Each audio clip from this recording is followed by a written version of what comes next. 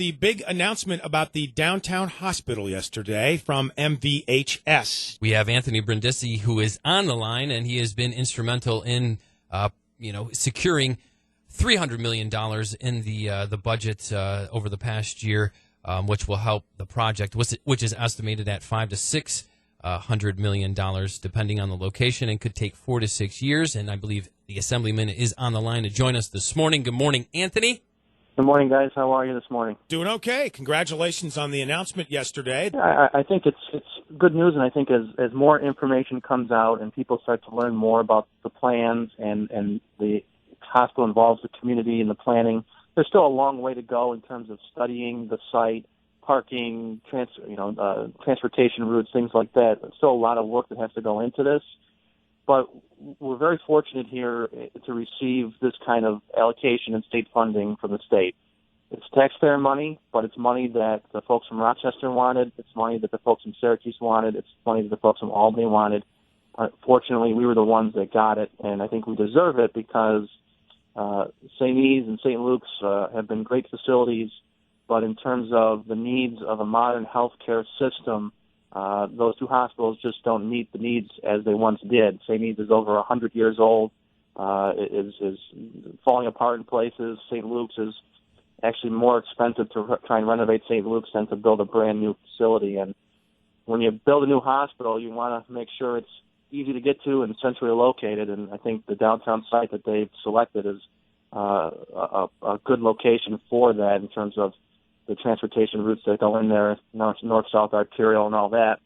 But also you can't deny the economic benefits that are going to come about as a result of having a few thousand more people working in downtown Utica in terms of the restaurants and shops and the hotels. It's certainly going to have a spin-off effect that's going to benefit the other businesses that are down there. And I talked to a number of them yesterday after the news came out, and they were very enthusiastic about having more people, more foot traffic in downtown Utica. Anthony Brindisi on the phone with us talking about the downtown location for the hospital here on 100.7 FM WUTQ. Get your reaction, if we could, here to some comments made last week on our show by Jim Brock from the Jim Brock Insurance Agency about his feelings on where the hospital might have gone had it not landed here. Here's the clip. There are members of the hospital board who would like to see the new hospital built on the St. Luke's campus. One, there is room for it. Two, you have a wonderful synergy with UC and the cogen plant that we put there and have funded extensively.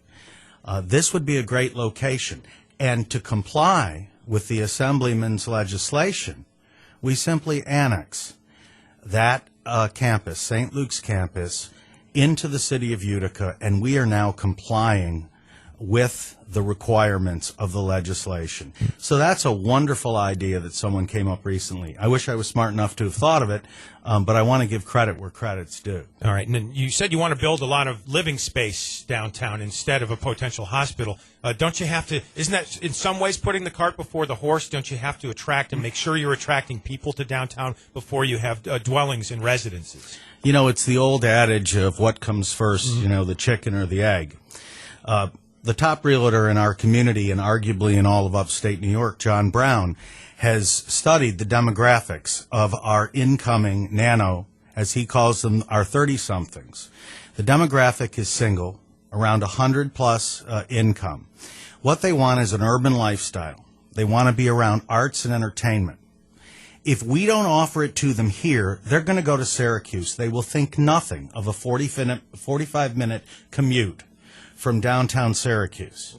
We've got to provide it here. Jim Brock from the Jim Brock Agency. First of all, your reaction to that, and is there any reason why the arts can't be included in this project?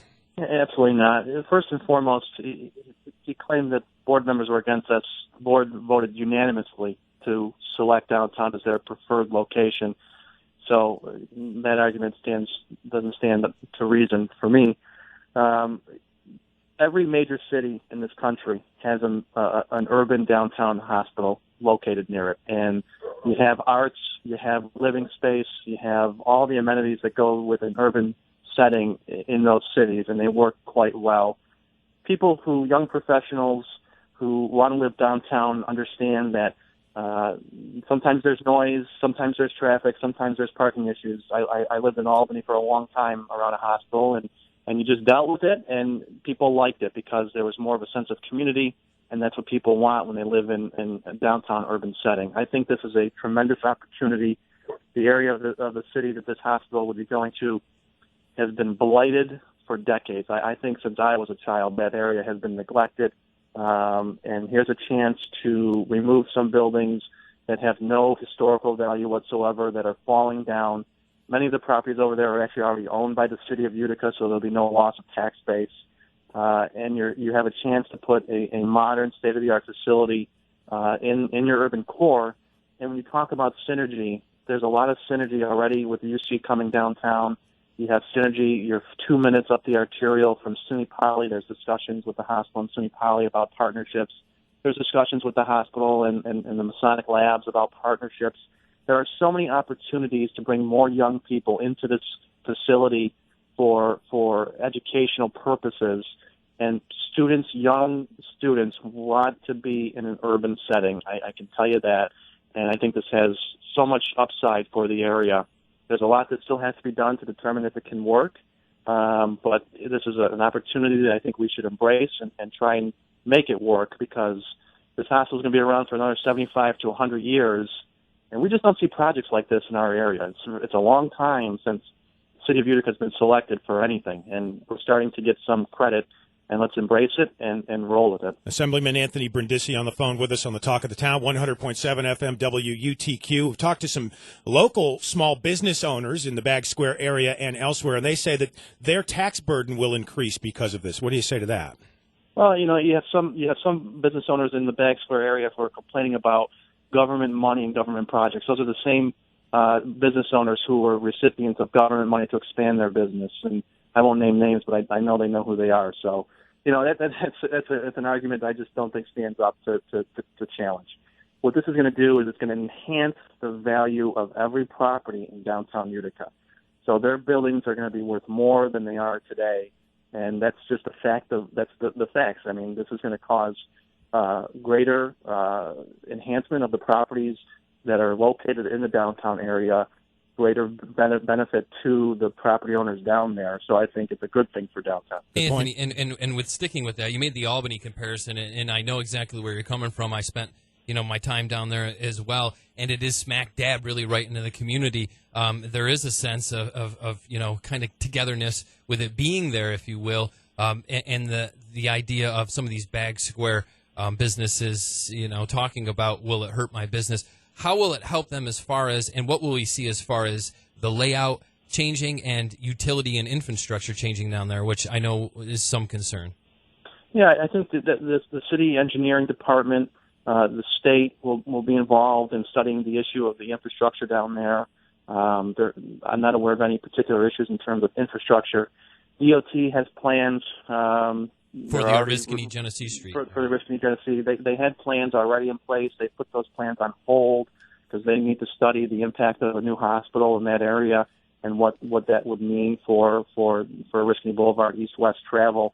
And I've talked to DOT. They think that this is a good location in terms of the traffic, and they will accommodate and rework plans to make sure that there's no undue burden on the traffic patterns down there. So This is a big project. It doesn't just happen overnight. It has to take a lot of study. It has to take a lot of input from a lot of different people and agencies.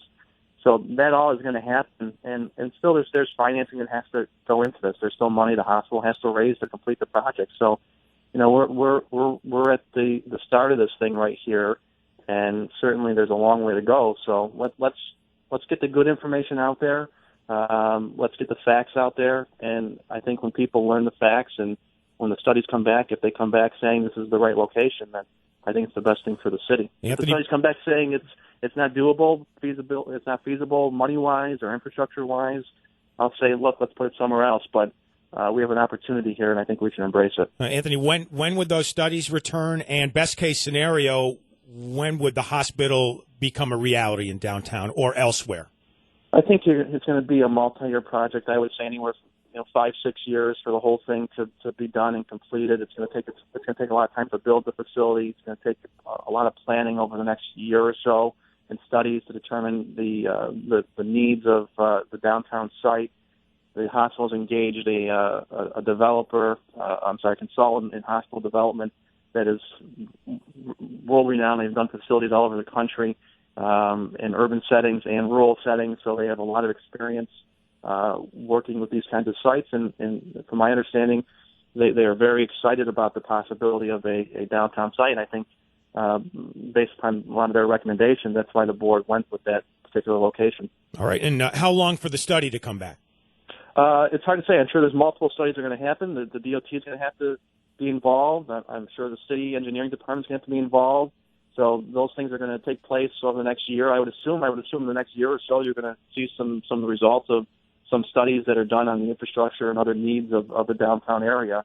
So that's something that I'm sure the hospital wants to get moving right away. All right. And last but on an entirely different topic, Anthony, your feeling on the removal of the Kiss Cam at the Carrier Dome for SU basketball and football games. I caught that a little bit last night on the news on Time Warner, and I was a little concerned about that because I think the Kiss Cam's pretty cool at the Comets. Puck her up, buddy. But then I understand what happens if you're sitting next to your sister or something like that. So yeah, you hold up a sign, or if I was sitting next to Jay, I'd just give him a kiss on top of his head. Yeah, exactly. It's all in good fun, I Right. think, and it's unfortunate to see something like that go, but I guess they got their reason. The Assemblyman said, yeah, exactly, when you mentioned kissing me on the head, Anthony. So that you would kiss me? Thanks, Anthony. I would definitely kiss you, Jay, on the head. Absolutely. I appreciate that. Thanks for your time, Assemblyman. Appreciate it.